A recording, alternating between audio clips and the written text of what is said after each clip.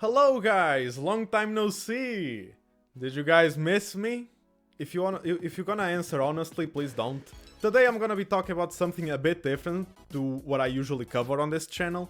I have slowly turned into the guy that talks very passionately about very old science docs with PS2 graphics, but today I decided to change that narrative a little bit. So today I'm gonna be the guy that talks very passionately about a very old video game with PS1 graphics. Take that, haters! This might come out as something completely out of the blue, but I could say that this video had been in the works since I was around 10 years old. Ah! Jesus, pessoal! Este jogo tem muita ação logo ao início.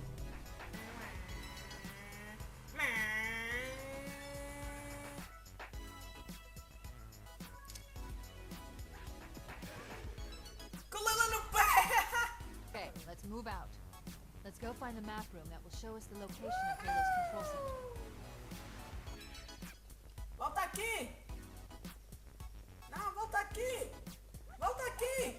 Oh, you're so Portuguese. Yup, that's a video of 10-year-old me playing Halo.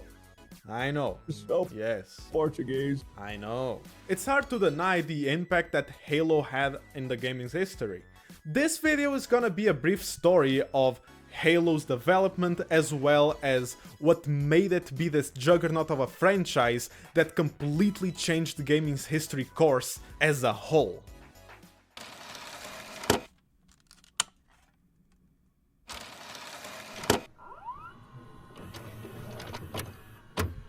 Okay. Oh fuck. Chief! Oh my god, Chief! Our story begins in the year of 1997, that for some of you, it's eons ago. Dolly has just been cloned a year prior, O.J. Simpson was found liable in court, and this indie company that goes by the name of Bungie is coming off strong out of some very successful releases. But because you can't really spell successful without suck, rapidly Bungie went from yippee to something that goes a bit more like this. Play the audio.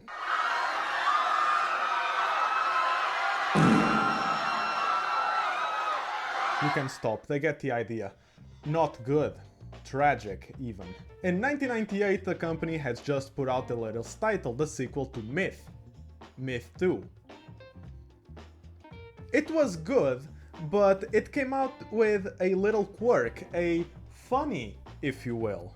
If you asked it to uninstall from your PC, don't get me wrong, it would delete the game, alongside every other file in your hard drive. Oh boy, here we go. Bungie had to recall all 200,000 copies and issue new ones, as well as issue an apology to those who had purchased this version of the game, and warn them to, in case they want to uninstall the game, to delete every single file manually to avoid the funny quirk. Between issuing new copies and paying fines to retailers for missing the deadline, Bungie spent around $800,000. That in today's money, with an average inflation of 2.57% between 1998 and today, producing an accumulative price increase of 93.44%, it accumulates to $1,547,489.57. Suffice to say that this left Bungie in a less than ideal, not exactly where you wanna be situation. Then one thing led to another, and in June 19 of 2000, Microsoft bought Bungie for around $20 to $40 million. I couldn't find an exact price. All of this while Steve Jobs was a year prior hyping the project up at Macworld. Jason Jones, who is the co-founder of Bungie and the Halo project lead. Halo is the name of this game. Yes, Halo at some point was supposed to be an Apple exclusive.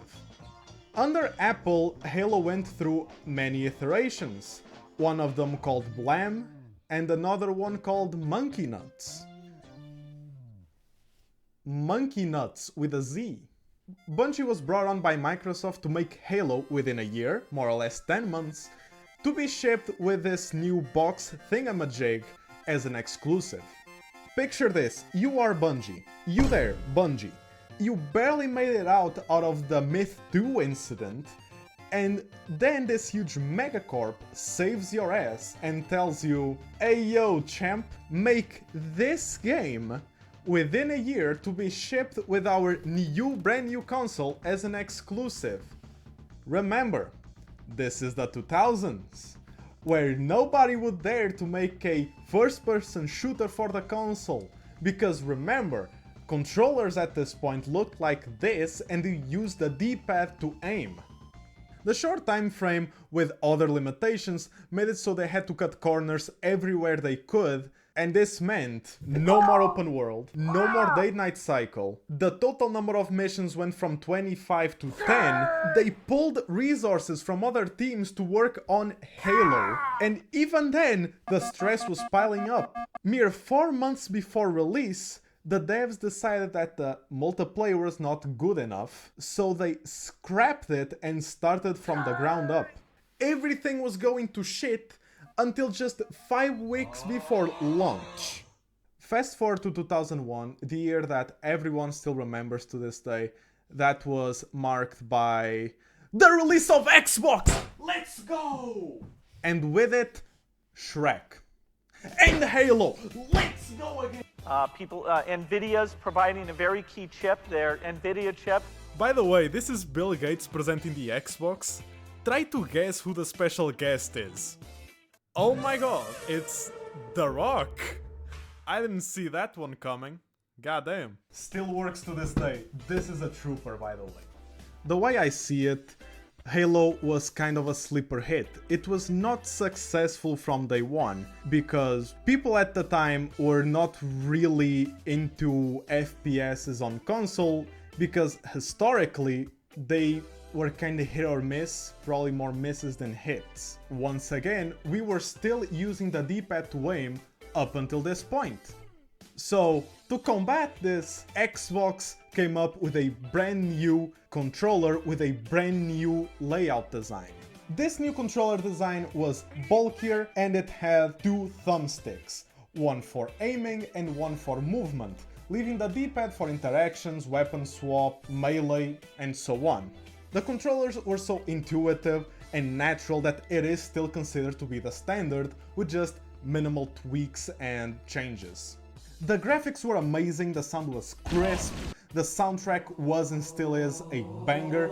You have a big boob AIGF talking in your ear the whole time.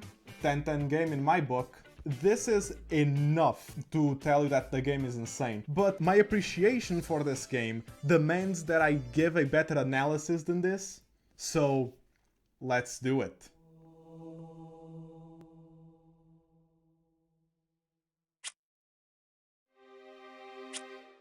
The game is not just good because of how naturally and freely you interact with it, but also how it interacts with you. One way to do this is by fleshing out the combat.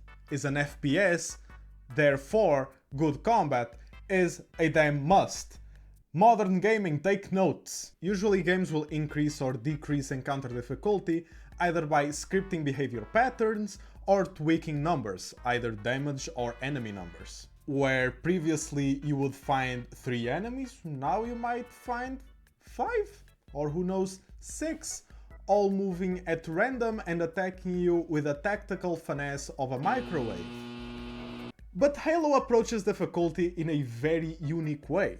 First, there are a few different enemy types, all of them with their own set of strengths and weaknesses that interact with each other in very clever ways. Allow me to set the scene. You are in this corridor and you have to fight an elite and a grunt. You look in your pocket and you find this handy-dandy plasma grenade. Plasma grenades are a powerful weapon. You can stick them to an enemy and they cannot take it off. They will blow up. And you think, well, I'm not gonna use this grenade on the grunt. It is a very weak enemy that can just be dispatched with a simple melee. I will use it on the elite, who is a bastard and will not die, not even if Zeus himself smites him down. So that's my target. This is until you actually do it and the elite realizes his time has come, rushing you down in an attempt to take you down with him, kamikaze type shit. However, if you do it to the ground, he might get scared and panic, running towards the group for help, killing everyone he was near. Perhaps, maybe if you're lucky, even killing the elite. When I was a kid, I was terrified of them. I always let my brother deal with those because I couldn't. There are many like these, but if I were to detail every single interaction, I'm not joking, the video would be more than 2 hours long. Okay, moral of the story. Master Cheeks is really good at inserting lead into living things. Living things with depth, I mind you. But that alone would be nothing if not by the game's setting.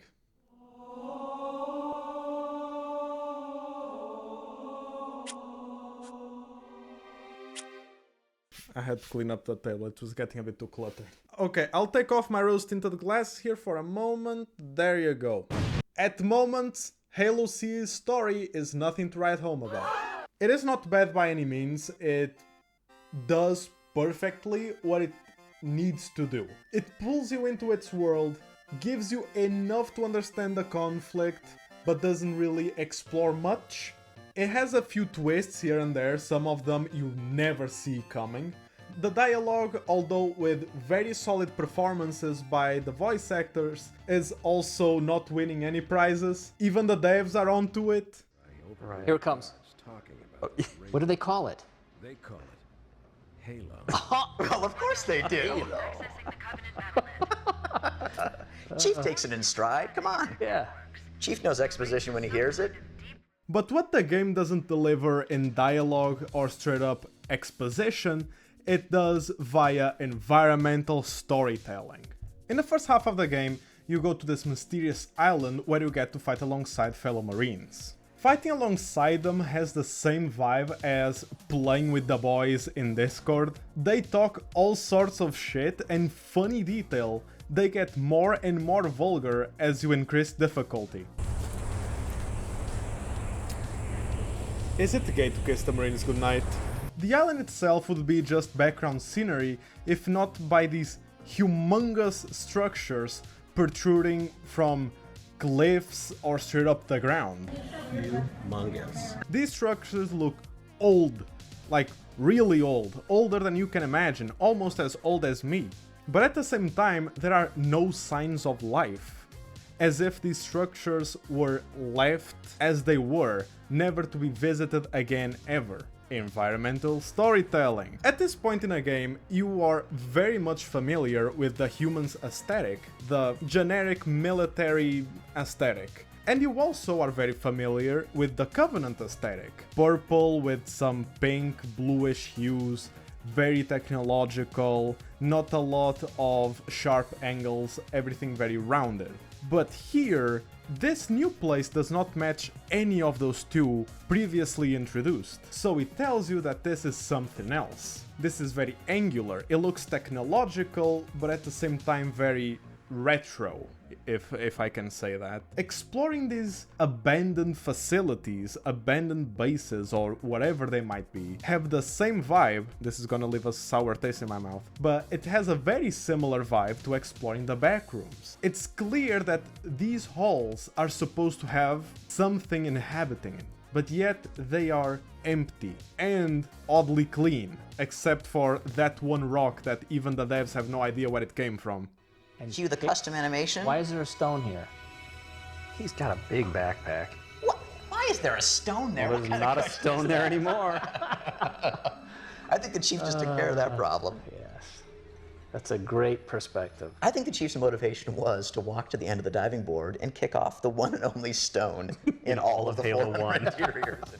You feel weird exploring the island and the facilities alike. However, modern gaming takes notes. There are no cutscenes, let alone a voice line of some third party telling you that the place is weird. Wanna know why? Because you know it's weird because you're there, physically. Sort of.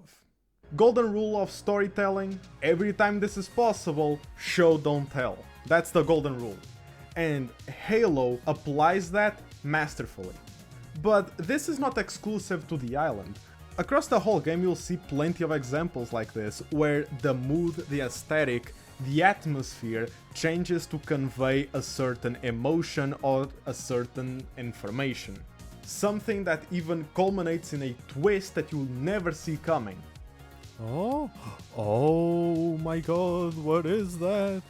Could it be foreshadowing? Oh lord, I hope nothing bad is coming my way. And accompanied with the soundtrack. The game is old, the graphics are old, therefore the game is bad. I mean, sure, I am a firm believer that there are no such thing as a wrong opinion, right? So anyway... It also doesn't have any microtransactions. How am I supposed to show my bling if there is no bling to show? Jokes aside, I see where you're coming from. I mean, the game is 2 decades old, and although composed of 3 triangles, a funny detail is that those 3 triangles actually became kind of the Halo aesthetic. You'll see that low poly aesthetic and Halo CE, and then when you come back to Halo Infinite, the latest installment at time of recording, you'll see that same aesthetic being used. So, hey, it's pretty cool that it kind of became its signature. Talking about the graphics of this game has awoken a suppressed memory in me of Halo CE Anniversary.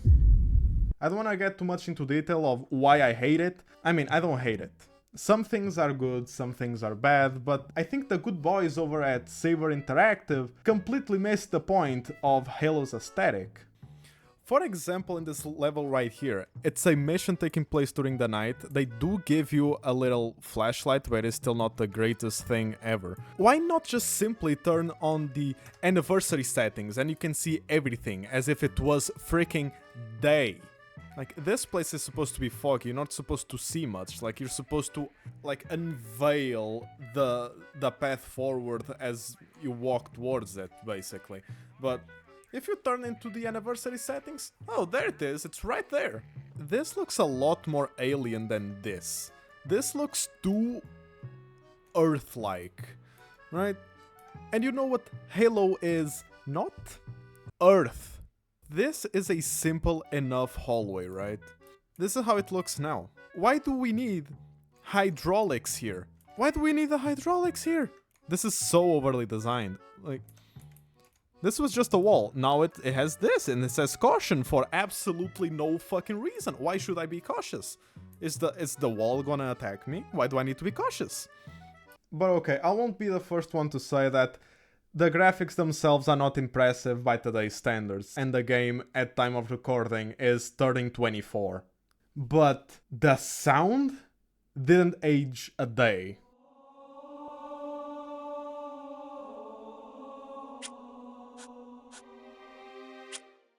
Halo's soundtrack is so popular that it gained a life of its own. You will see the Halo soundtrack being used completely out of any Halo context.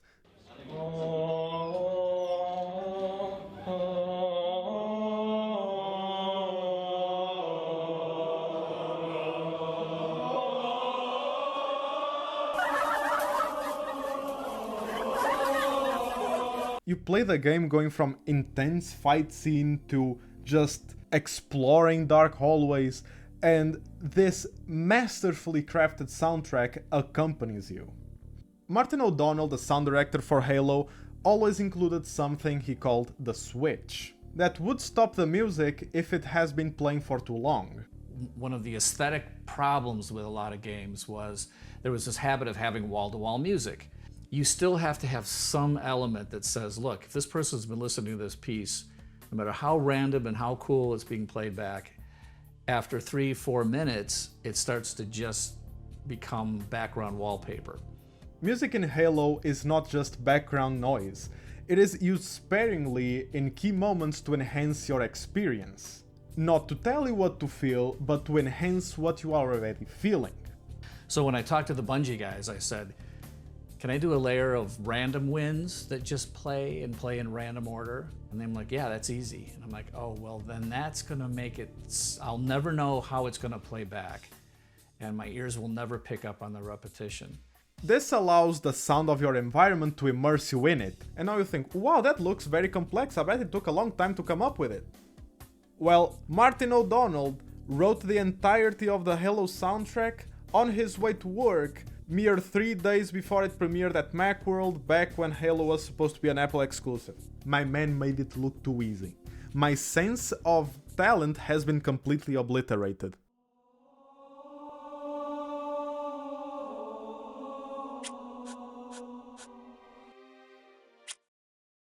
Halo was a huge success, and by the time the second installment rolled around, Halo had become a phenomenon. To rewrite retail history, video game is expected to have bigger first-day revenues than any movie has ever had an opening day at the box office. Dozens of grown men and probably about 3 women have crawled out of their parents' basements tonight to be first in line to buy the new video game Halo 2. But Halo would not have reached this level of importance if not for the people behind it. Every detail, for as low poly as it might be, is a product of passion and care. So many things that we consider just part of gaming culture started here. Emoting, and especially emoting after a kill, as a direct evolution of teabagging originated in Halo. Regenerative shields are a mechanic also popularized by Halo. However, after the 4th installment in the series, Halo Reach, released in 2010, Microsoft and Bungie parted ways. But Bungie, without skipping a beat, stayed strong and went back into work, and in 2014 released Destiny. Microsoft kept the rights. In 2012, just 2 years after the departure of Bungie, Microsoft founded 343 Industries to work on Halo. 343 was given full control over Halo from the bat, and allegedly, 343 employees were forbidden to speak with any former Bungie employees. Once again, allegedly. It's just something I read online, I'm just a messenger, don't send anyone to my door. Long story short, Halo went downhill so hard that once it reached the bottom, 343 started digging. Departing too far from the core Halo identity and incorporating some aspects from other Halo competitors. Especially taking a lot of inspiration from COD, Call of Duty. If you make Halo a COD clone, people will just play COD. Why would you play a bootleg? It doesn't matter if you reskin COD as Halo. People will know it's not Halo. Halo was loved because Halo was Halo. The franchise, although considered dead by most at this point, was more in a state of deep coma.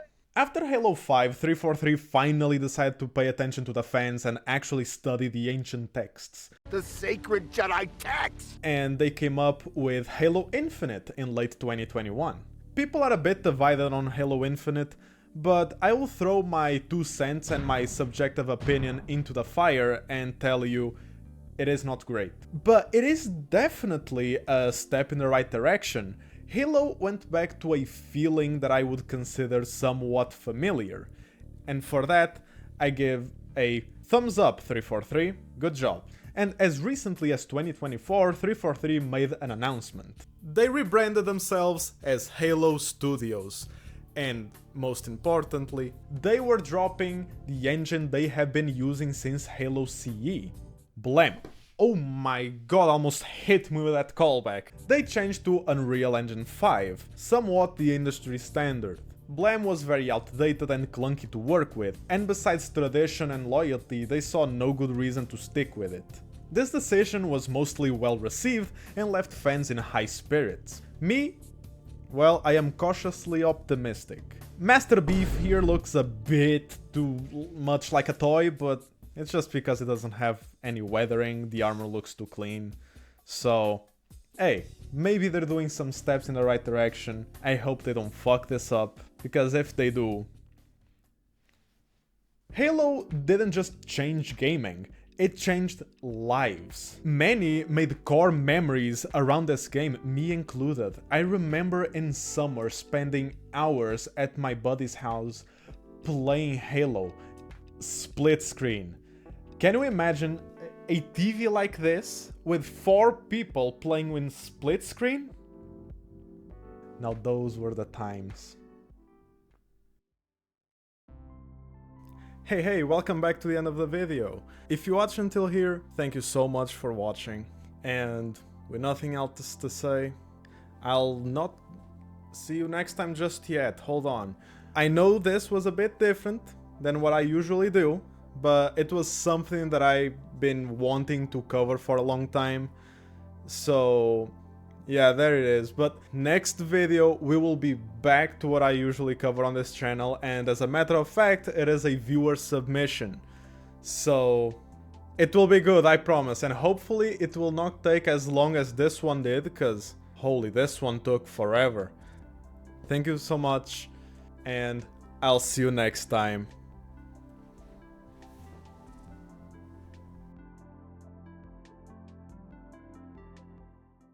The game has a total of 3 triangles, but you can clearly see that in his chest is written, "Hello, my name is Keys." What the fuck? Where did the pipe come from? Oh my god. Why was I playing in the hardest difficulty? What are the... Oh. Hold on, I'm doing stuff. Why am I playing the hardest difficulty? Oh my, oh shit. What the hell is that? That was not there in the original one. Yeah, it was not there in the original. What is this? This is so much more ominous than whatever this is. These are supposed to give out a faint light and then bam, Jesus. Just got fucking flashbanged to kingdom shit.